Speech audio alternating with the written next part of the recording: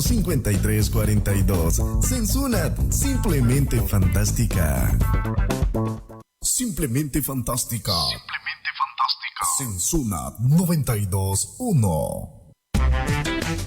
Los contenidos de interés social, cultural, económico y de preservación del medio ambiente son expuestos en tu frecuencia 92.1 FM. Acá iniciamos Realidad Comunitaria.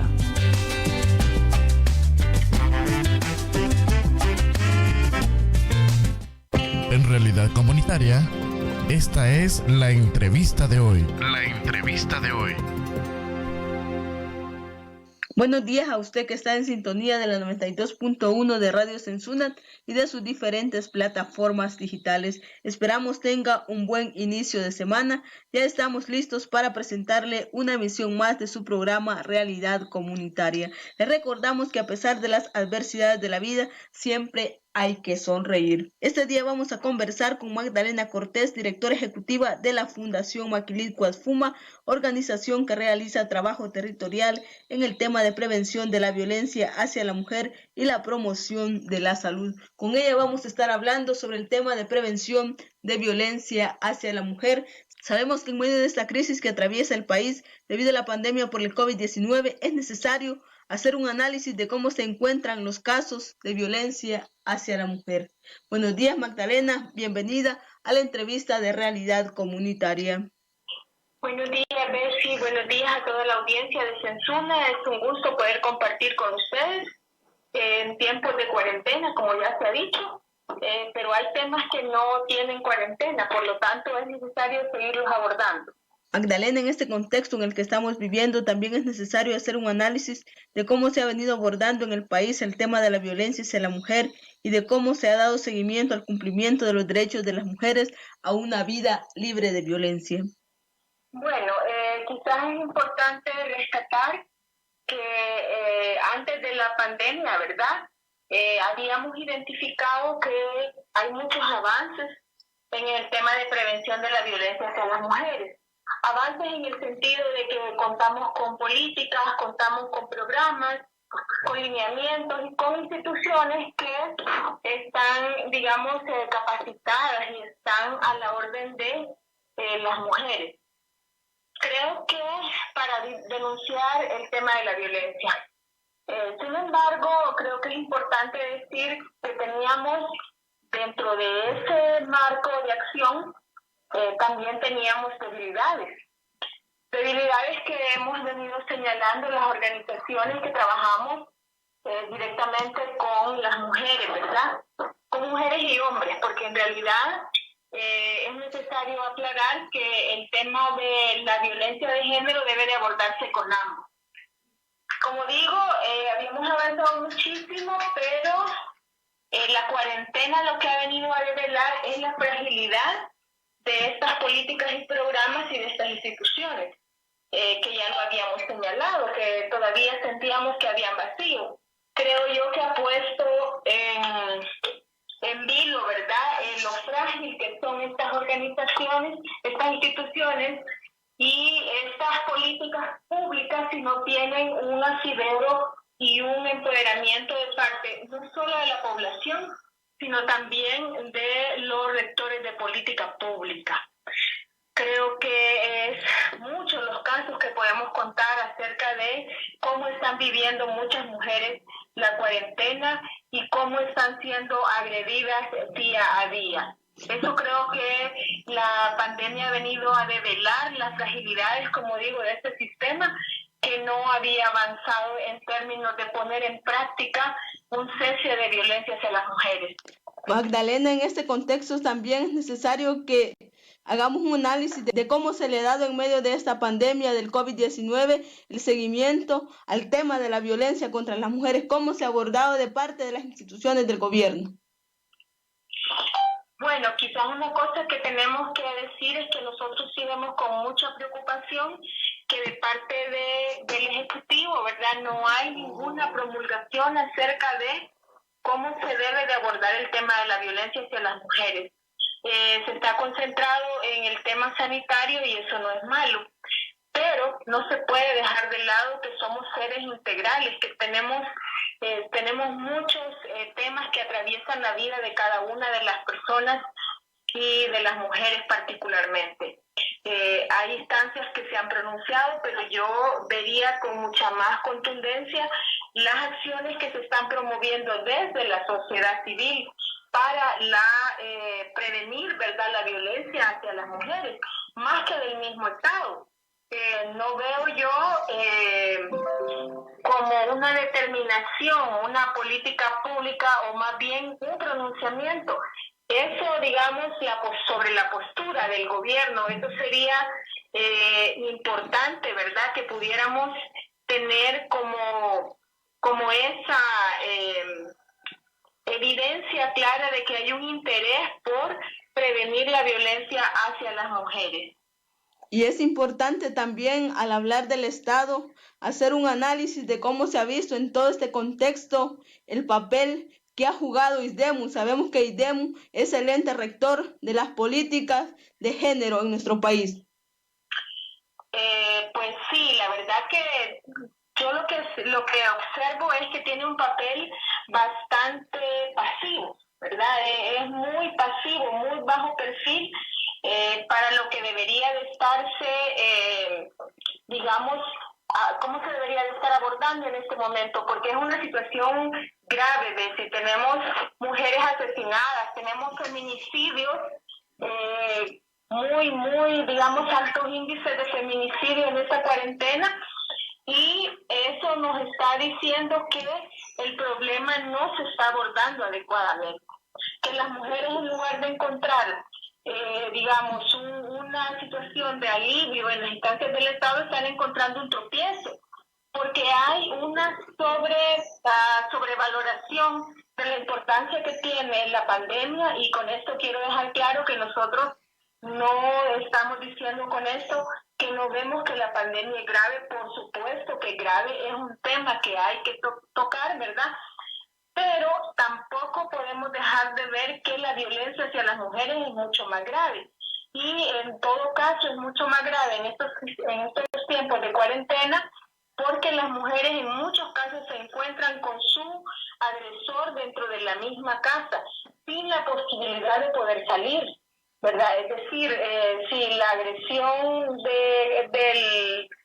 de tiempos normales es durante el agresor está en la casa, y ahora el agresor está permanentemente en la casa, y esta agresión debe de ser 24 horas al día, lo que requiere de estar en un estado de alerta y de emergencia, porque muchas mujeres, y no solo mujeres, niñas y niños están siendo agredidos dentro de su casa, y sin que nadie diga nada, sin que nadie le tome importancia, porque es más importante atender a la pandemia. También de violencia mueren las mujeres y los niños y las niñas.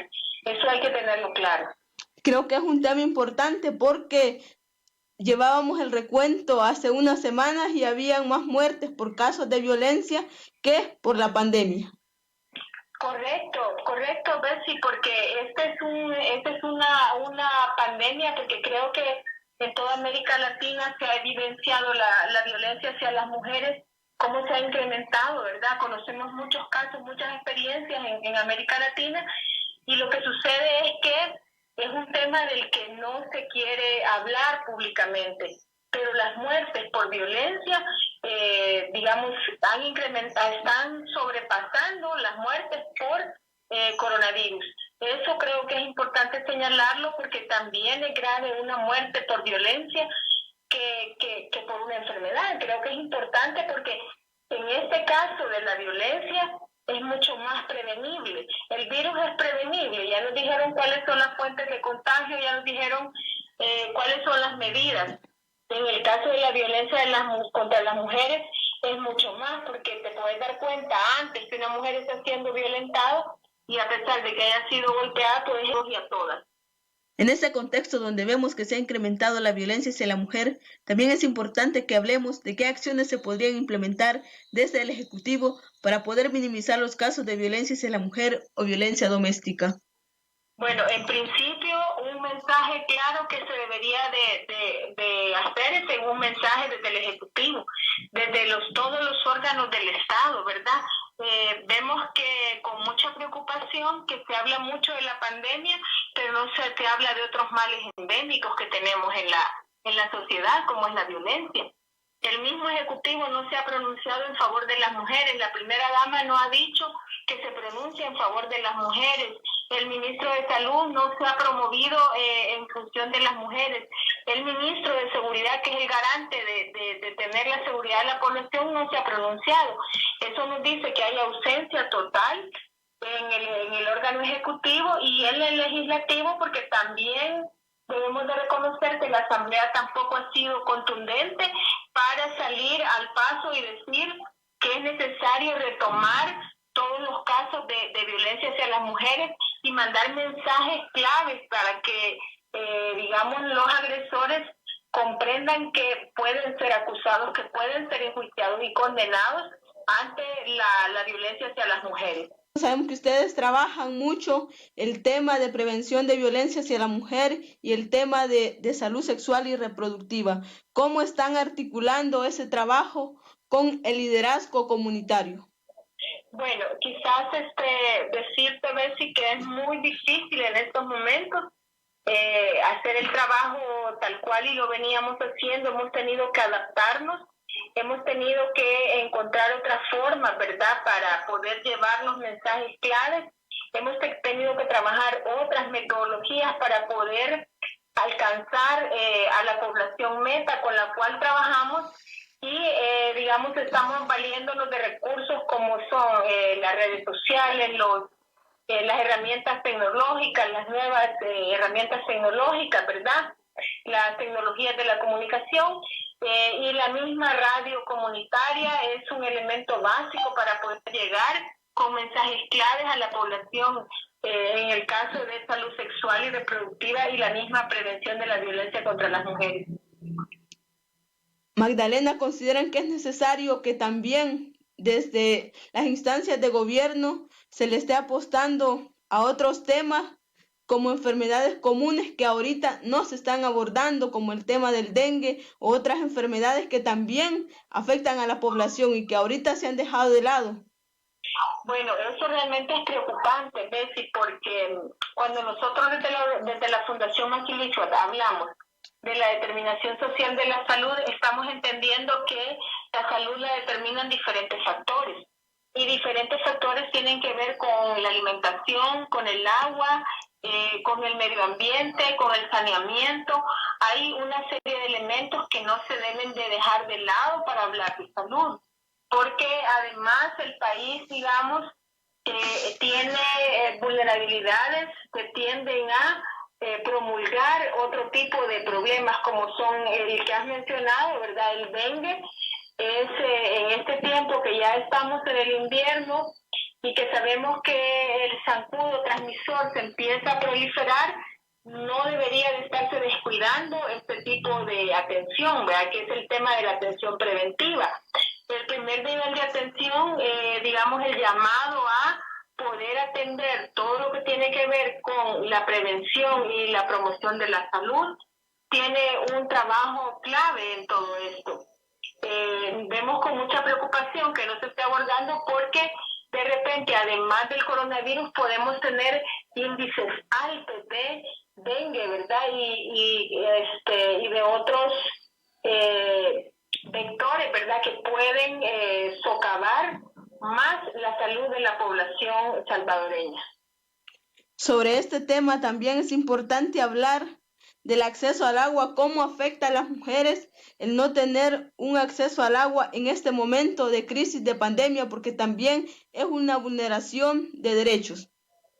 Bueno, es complicado este tema del agua, ¿verdad?, porque una de las indicaciones que se repite constantemente en todos los spots televisivos y de radio y que son indicaciones generales son que el lavado de manos es clave para prevenir la pandemia. En el caso del lavado de manos también es clave para prevenir enfermedades gastrointestinales.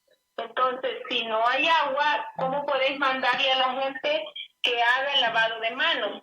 Y no debemos de dejar de lado que en las comunidades en su mayoría, o en los hogares pobres, no solo en comunidades rurales, sino también en comunidades urbanas, donde hay urbanos marginales, el acceso a poder a comprar el famoso alcohol gel es casi nulo, ¿verdad?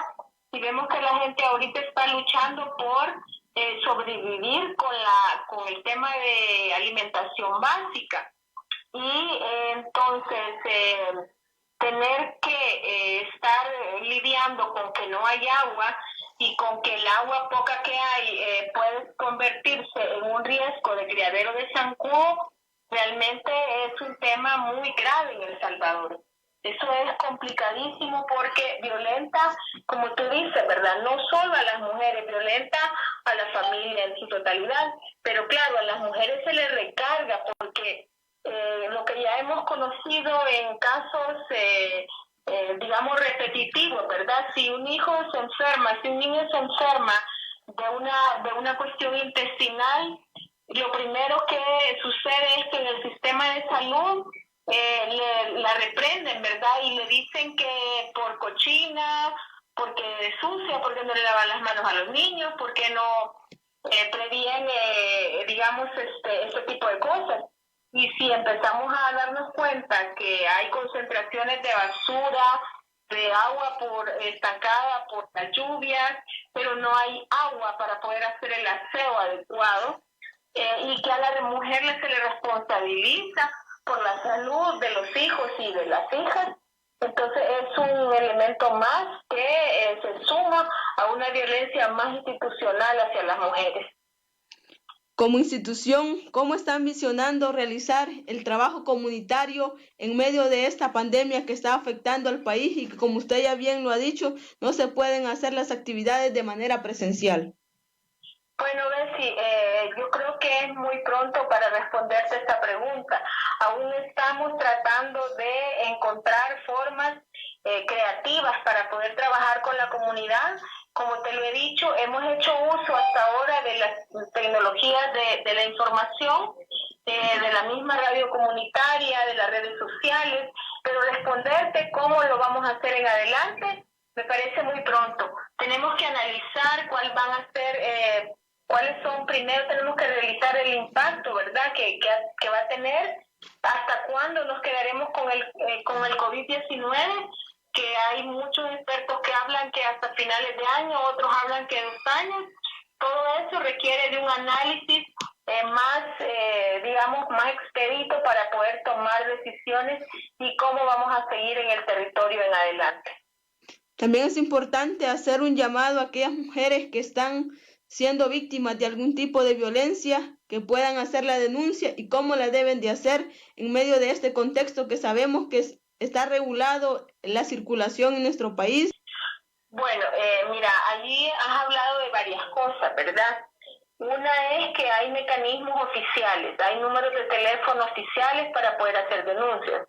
Las organizaciones de mujeres el día de antier, si mal recuerdo, han también habilitado una aplicación en los teléfonos celulares para poder denunciar la violencia. Hay diferentes mecanismos. Lo que más que los mecanismos, Bessie, necesitamos que las instituciones respondan, porque esta historia de que la mujer va y pone la denuncia no es nueva. Lo que está ahora, digamos, haciéndose es que se han tomado algunos mecanismos nuevos acordes a la pandemia, pero lo que sí vamos a poner a prueba nuevamente es la respuesta de las instituciones del Estado. Eso creo yo que es importante, que hay que tenerlo claro, ¿verdad? Porque muchas historias hay sobre el 911, muchas historias hay sobre el teléfono amigo, muchas historias hay de cómo las mujeres se han tropezado en los mismos mecanismos establecidos.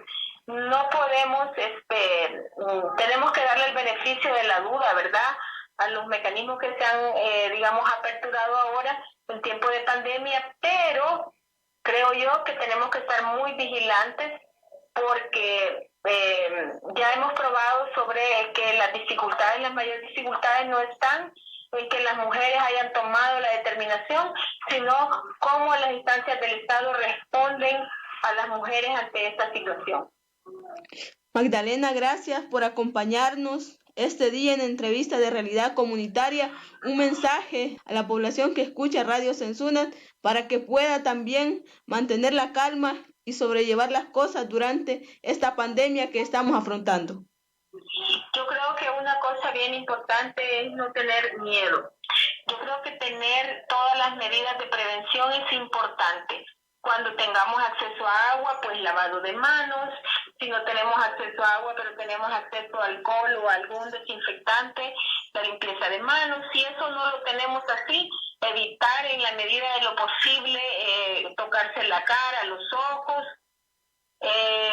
Al salir a la calle hay que cambiarse la ropa cuando regresamos, ¿verdad?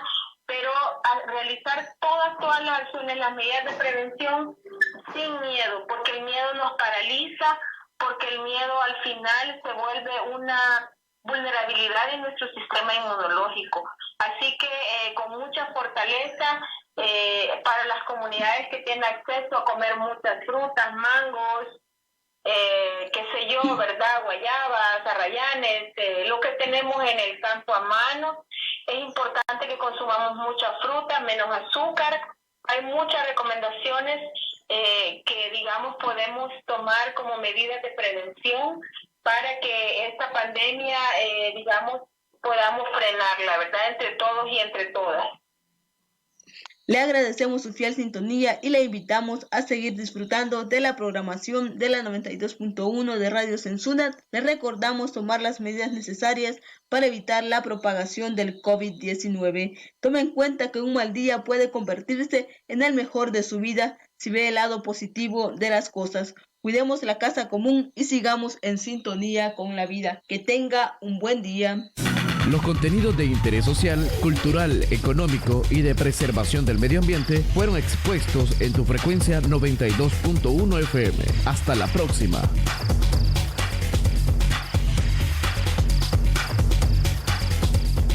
Sensunat Radio.